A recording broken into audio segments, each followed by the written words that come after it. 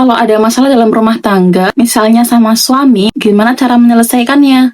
Jadi aku mau share aja tentang pengalaman aku. Jadi sebelum aku nikah, itu aku sempat silaturahmi ke tempat teman sesepuh, juga ke tempat asatid. Dan salah satu nasihat yang paling aku ingat dan aku juga amalkan dalam kehidupan rumah tangga, salah satu nasihat dari Mbah Putri, yang mana beliau tuh udah sepuh, tapi beliau dan suami itu masih tetap romantis sampai usia yang sekarang ini. Jadi nasihatnya itu, jangan letakkan api bersama api. Maksudnya apa? Jadi ketika suami ini lagi marah, si istri ini jangan ikut marah. Dan sebaliknya juga, ketika si istri ini lagi marah, suami juga jangan ikut marah. Karena kalau api bertemu api, itu malah makin membara, itu malah makin besar.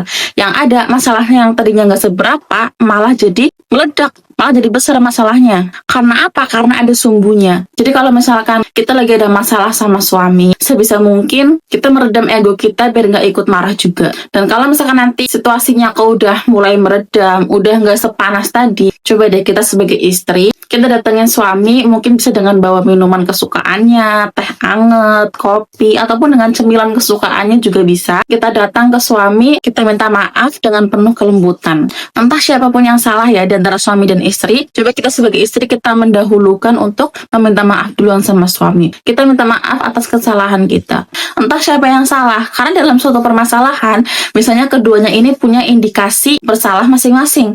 Jadi nggak cuma satu pihak yang salah, tapi sebenarnya dua-duanya ini berindikasi melakukan kesalahan. Makanya kita sebagai istri, kita mendahulukan untuk minta maaf duluan sama suami. Otomatis apa? Ketika seorang istri minta maaf dulu pada suami, mengungkapkan kesalahannya, seorang suami ini juga akan merasa bersalah. Jadi yang tadinya suami ini nggak merasa bersalah, merasa benar, dia juga jadi merasa bersalah juga, karena istrinya udah minta maaf duluan. Udah melapangkan hati untuk datang meminta maaf sama suami. Jadi suami ini juga merasa bersalah, dan akhirnya apa? Dia meminta maaf juga dan mengakui kesalahannya. Lah kalau udah kayak gini keadaannya, dua-duanya saling lapang dada, dua-duanya saling lapang hati, baru deh dibahas nih tabayun, saling menjelaskan sebenarnya inti dari permasalahan tadi itu intinya apa, dan sikap-sikap apa yang harus dihindari untuk mengulangi kesalahan yang sama. Juga sikap apa yang harus dimunculkan biar masalah yang tadi nggak akan terulang lagi. Ketika aku lagi menghadapi problem ataupun menghadapi perbedaan pendapat antara suami, aku mencoba buat lakuin hal ini, dan alhamdulillah ini memang benar-benar manjur ya untuk keberlangsungan